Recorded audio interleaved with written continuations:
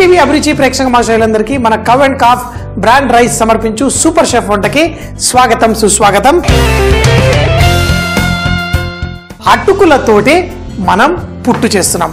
పుట్టు అనేది ముఖ్యంగా కేరళలో వాళ్ళు రకరకాల అంటే బియ్య పిండితోటి రకరకాల పిండిలతోటి వాళ్ళు పుట్టు చేసుకుంటారు.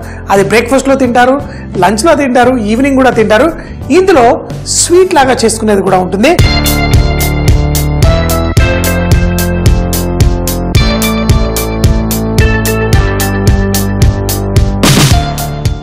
ఈ ఎర్ర అటుకులు అంటే మనకి ఈ బ్రౌన్ రైస్ కూడా దొరుకుతుంది. ఆ దాంతో చేసిన ఈ అటుకులు కొంచెం చూడటానికి ఎర్రగా ఉంటాయి. అయితే మన తెల్ల అటుకుల కంటే దీంట్లో పౌష్టిక విలువలు ఎక్కువగా ఉంటాయని కొంతమందికి నమ్మకం. ఈ అటుకుల్ని ఇలా వేయించుకుందాం. ఇలా వేయించుకొని దీన్ని మళ్ళీ నీళ్ళలో నానబెట్టి మళ్ళీ మనం స్టీమ్ కూడా చేసుకోవాలి. అయితే ఈ అటుకులు వడ్ల నుంచి చక్కగా ప్రెస్ చేసేసి తయారు చేస్తారు. అయితే దీంట్లో మనం ఇలా లైట్గా వేయించుకోవడం వల్ల తర్వాత మనకి ఈ చేసిన పుట్టు ఆ తినేటప్పుడు దాని ఫ్లేవరు అది చాలా బాగుంటుంది. ఇటీవల బ్రౌన్ రైస్లు ఎన్నో రకాలు ఉంటాయి. నేను ఒక రైస్ తీసుకొచ్చాను. ఆ రైస్ ఉడకడానికి నాటుకోడి ఉడికినంత టైం పట్టింది. ఆ బ్రౌన్ రైసులు తింటేనంట అంటే పూటకి ఒక్కసారి తిన్నా మళ్ళీ ఆకలి వేయకుండా ఉంటుంది. అందుకే ఆరోగ్యానికి మంచిది అంటూ ఉంటారు. ఇప్పుడు ఈ అటుకుల్ని మా ఇంట్లో అయితే అటుకుల్ని కొంచెం అంతా అంటే వెన్న కానీ నూనె కానీ వేసి ఇలా లైట్గా వేయించేసుకొని తర్వాత పల్లీలు ఇలా రకరకాల నట్స్ అన్నీ వేసుకొని కొంచెం అంతా మన కార్న్ఫ్లేక్స్ అవి కూడా కలిపేసుకొని తింటే అది కూడా భలే మజాగా ఉంటుంది. అటుకులు చాలా ఇష్టం. మరి మార్కెట్లో ఎన్నో రకాలు ఉంటాయి. అటుకులు అంటే ఒకే రకం అటుకులు అదే తెచ్చుకొని తినడం కాదు. అటుకుల్లో కూడా వేరు వేరు వెరైటీలు ఉంటాయి. సన్న అటుకులు ఉంటాయి, వాటిని మనం వేయించుకొని తింటాం. కొంచెం లావుగా ఉన్న అటుకులతోటి ఉప్మా లాగా చేసుకోవచ్చు, దాంతో ఫ్రైడ్ రైస్ లాగా చేసుకోవచ్చు. మన షోలో ఎన్నోసార్లు చూసాం. ఈరోజు మనం చేస్తుంది లావు కాదు, ఇది మధ్యస్థంగా ఉన్నాయి. మరీ సన్నగా లేవు, మరీ లావుగా లేవు. ఈ అటుకుల్ని ఇలా ఒక 5 నిమిషాల పాటు స్లోగా మనం ఇలా టోస్ట్ చేసుకుందాం. మన ఈ అటుకులు లైట్గా మంచి సువాసన కూడా వస్తుంది, వేగినాయి. దీన్ని ఇలా ఒక బౌల్లో తీసుకొని మనం దీన్ని నీళ్లు పోసేసుకుందాం. నీళ్లు పోసి ఇలా నానేలా పెట్టుకుందాం. ఇప్పుడు ఆ నీళ్లు ఇది కొంచెం పీల్చుకుంటుంది. దీన్ని మనం స్టీమ్ చేసుకోవాలి. ఏంటి ప్రాసెస్? ఇలా నీళ్ళల్లో నానబెట్టేసి తర్వాత ఇక్కడ నీళ్లు వేడెక్కుతున్నాయి, దీంట్లో స్టీమ్ చేయాలి. మీరు కావాలంటే ఒక గుడ్డలో ఈ నానబెట్టిన అటుకుల్ని తీసి ఒక గుడ్డలో కట్టేసి దాన్ని మన ఇడ్లీ స్టీమర్ ఉంటుంది కదా ఆ పాత్రలో వేసేయండి. ఇక్కడ ఈ గుడ్డలో మన ఈ అటుకుల్ని ఈ విధంగా నీళ్లు తీసి ఇలా పరిచేద్దాం. ఇలా స్టీమ్ అయినప్పుడు మనకి చాలా పర్ఫెక్ట్గా మనకు వచ్చేస్తుంది. ఒక విధంగా ఈ అటుకుల్లో ఉన్న ఆ మురికినంతా కూడా కడిగినట్టే అవుతుంది. ఈ విధంగా అటుకులన్నీ తీసేసాను. దీంట్లో ఇప్పుడు స్టీమ్ 7 నిమిషాల పాటు మనం ఇడ్లీలు ఎలా స్టీమ్ చేసుకుంటాం అదే విధంగా స్టీమ్ చేసుకుంటాం. ఏ పచ్చితనం లేకుండా పర్ఫెక్ట్గా మనకు కుక్ అయిపోతుంది. ఇలా పెట్టి దీన్ని స్టీమ్ చేసిన తర్వాత బెల్లం పాకం పట్టి మనం ఈ స్వీట్ పుట్టు తయారు చేసుకుందాం.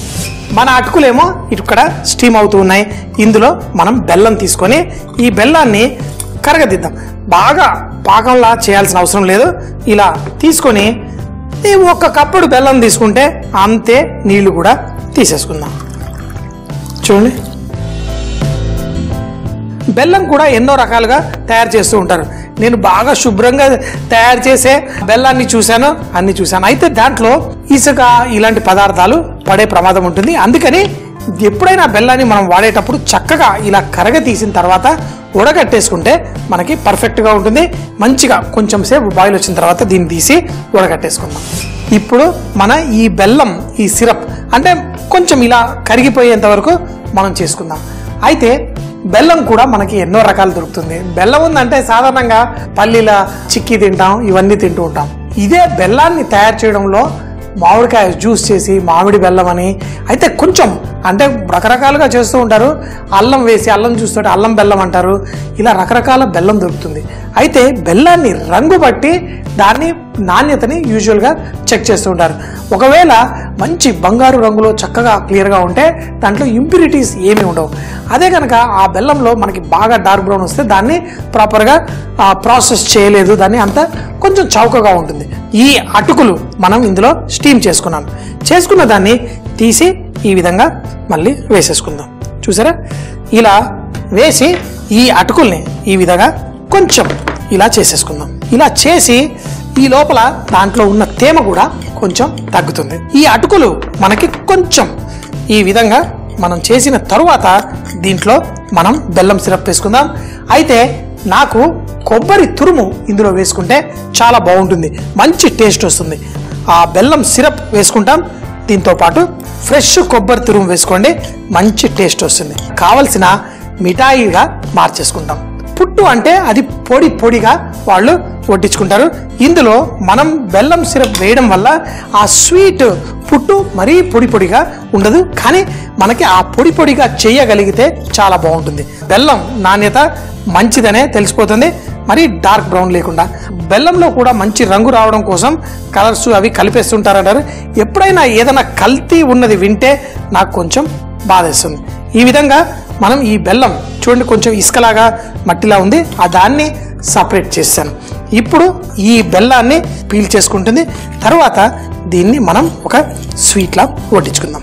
ఆహా, కొంచెం సేపు దీన్ని ఇలా నాననిద్దాం. ఈ అటుకులు బెల్లం ఇది వేసిన తర్వాత ఆ తేమ ఏదైతే ఉందో ఇదంతా పీల్చుకుంటూ మన ఉప్మా పొడిలా తయారవుతుంది. ఇది బ్రౌన్ అటుకులు కదా అని నేను దీంట్లో కుంకుమ పువ్వు వేయలేదు. కుంకుమ పువ్వు వేసుకుంటే మీకు మరింత చూడ్డానికి అందంగా ఉంటుంది. బెల్లం పంచదార కంటే మంచిది అంటూ ఉంటారు. సో మరి బెల్లంలో కూడా మనం లైమ్ వేస్తారు, ఇలా వేస్తారు, కానీ పంచదారలో ప్రాసెసింగ్ ఎక్కువగా ఉంటుంది. ఆ పంచదారలో మనకి ఈ బెల్లంలో ఉన్న కొన్ని మనకి పౌష్టిక విలువలు కొన్ని తగ్గిపోతాయి. అంతేకాకుండా ఈ బెల్లం మీరు ఎప్పుడన్నా తయారు చేసేటప్పుడు వెళ్తే భలేగా ఉంటుంది. ఒక పక్కన ఈ చెరుకు రసం తీస్తూ ఉంటారు, మరో పక్కన ఆ పొట్టు ఏదైతే వస్తుందో అది తీసుకొచ్చి దాన్నే తగలబెట్టి ఓ పెద్ద గిన్నెలో ఈ జ్యూస్ పోసి స్లోగా కుక్ చేస్తూ ఉంటారు. అది చిక్కగా చిక్కగా చిక్కగా అయిన తర్వాత ఎన్నో చూశాను. నేను చూసిన చోట్ల కొబ్బరి చిప్పలు సగంగా ఇరక్కొట్టి దాన్ని ఇసుకలో అన్ని పరిచి ఇది చిక్కగా అయిన తర్వాత ఆ కొబ్బరి చిప్పల్లో వేసి చూడడానికి అందంగా చిట్టి చిట్టి కొబ్బరి చిప్ప బెల్లం తయారు చేస్తారు. మన బెల్లం చల్లారిన తర్వాత మనం చూసే బెల్లంలా వస్తుంది.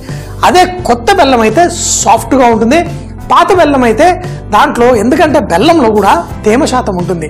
మన కొత్త బెల్లం ఇలా మీరు తీస్తుంటేనే సాఫ్ట్గా ఉంటుంది, ఎందుకంటే దాంట్లో 20% కంటే పైన తేమ ఉంటుంది. అదే కనుక పాత బెల్లం అయితే డ్రైగా గట్టిగా అయిపోతుంది. షాపుల్లో వెళ్ళి కొన్నప్పుడు అది కిలో అని రాస్తాడు. అదే పాత బెల్లం అయితే దాంట్లో ఒక 50-60 గ్రాములు బరువు తగ్గిపోతుంది.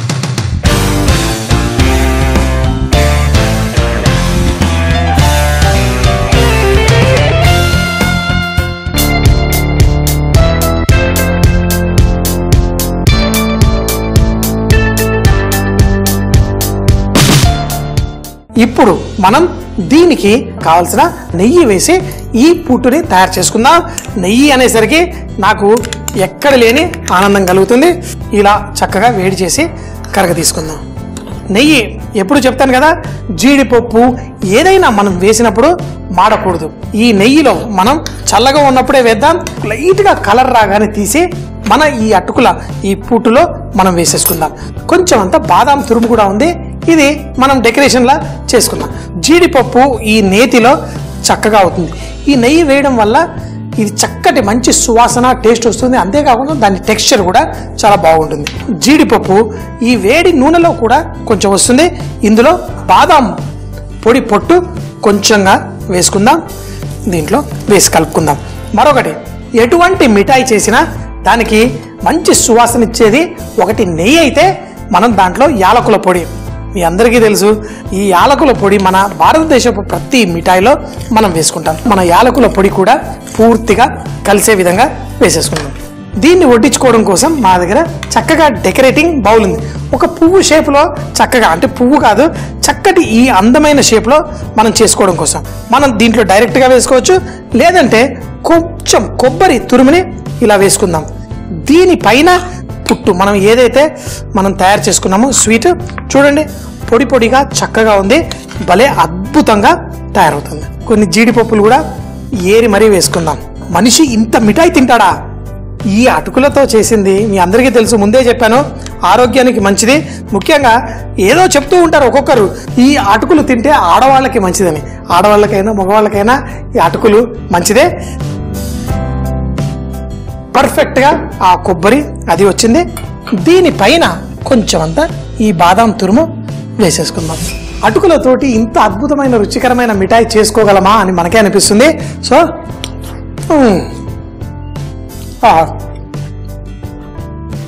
నేను పుట్టు తిని చాలా రోజులైంది. ముఖ్యంగా మునార్ ఆ కేరళ ప్రాంతాలన్నీ తిరగడానికి వెళ్ళినప్పుడు తప్పకుండా మన బ్రేక్ఫాస్ట్ పుట్టు తింటాను, ఈ స్వీట్ పుట్టు తింటాను. ఇలా రకరకాలుగా దీన్ని కూడా కొబ్బరి చిప్పల్లో పెట్టి వాళ్ళు స్టీమ్ చేస్తారు. ఆ పుట్టుకు కూడా ఒక గిన్నెలా దొరుకుతుంది.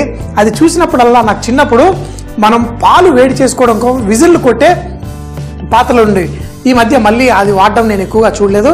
అలాగే ఆ పాత్ర ఉంటుంది, ఒక గొట్టంలా ఉంటుంది, అందులో పెట్టి పెడతారు. అలా స్టీమ్ అయిన దాన్ని బ్రేక్ఫాస్ట్లో రకరకాలుగా, అంటే మన శనగలతో చేసిన కడల్ కర్రీ అంటారు, దాంతోపాటు దీంతో కొబ్బరి పాలతో ఇలా తింటూ ఉంటారు. సో మరి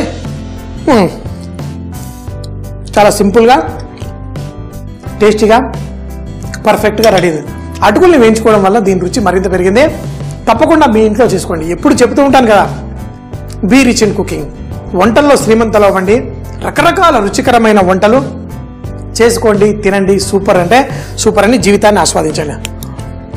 అటుకులతో తీయటి పుట్టు. దీన్ని తయారు చేయడం కోసం ముందుగా మనం స్టవ్ పై ప్యాన్ పెట్టి అటుకుల్ని చక్కగా వేయించుకోవాలి. తరువాత దాన్ని ఒక బౌల్లో పోసి నీళ్లు పోసి ఒక 3-4 నిమిషాలు నానిన తర్వాత దాన్ని మనం ఇడ్లీ స్టీమర్లా ఒక గుడ్డలో వేసి చక్కగా స్టీమ్ చేసుకోవాలి. ఒక 7 నిమిషాల పాటు స్టీమ్ అవుతున్నప్పుడు మనం మరొక ప్యాన్ లో 1 కప్పు బెల్లం, 1 కప్పు నీళ్లు పోసుకొని ఉడికే కన్సిస్టెన్సీకి తీసుకురావాలి. మనం స్టీమ్ చేసుకున్న అటుకుల్ని బెల్లాన్ని ఉడకట్టి ఫోర్క్ తోటి చక్కగా పొడి పొడిలా చేసుకుని దాంట్లో ఈ బెల్లం సిరప్ కలుపుకోవాలి. 7 నిమిషాల పాటు కలుపుతున్న తర్వాత బెల్లాన్ని అంతా పీల్చుకొని చక్కగా పొడి పొడిగా తయారవుతుంది. దీనికి నెయ్యిలో జీడిపప్పు, బాదాం మంచిగా వేయించి వేసుకొని దాంట్లో యాలకుల పొడి వేసి దీంట్లో కొబ్బరి పచ్చి తురుము కూడా మనం వేసుకున్నాం కదా, అన్నిటినీ చక్కగా కలిపి దీన్ని వేడి వేడిగా స్వీట్ లా వడ్డించుకుంటే చాలా కమ్మగా ఉంటుంది. ప్రతిరోజు అద్భుతమైన రుచికరమైన వంటలు మన ఈటీవీ అభిరుచిలో చూస్తూనే ఉంటారు. అయితే ఈ ప్రోగ్రామ్స్ మళ్ళీ మళ్ళీ చూడాలంటే యూట్యూబ్లో ఈటీవీ అభిరుచి అనే పేజ్ లైక్ చేసి ఈ కొత్త వంటకాలన్నీ మళ్ళీ మళ్ళీ చూడొచ్చు. అంతేకాకుండా కొత్త విషయాలు తెలుసుకోవాలంటే ఫేస్బుక్లో ఈటీవీ అభిరుచి పేజ్ని లైక్ చేయండి, మరిన్ని కొత్త విషయాలు తెలుసుకోండి.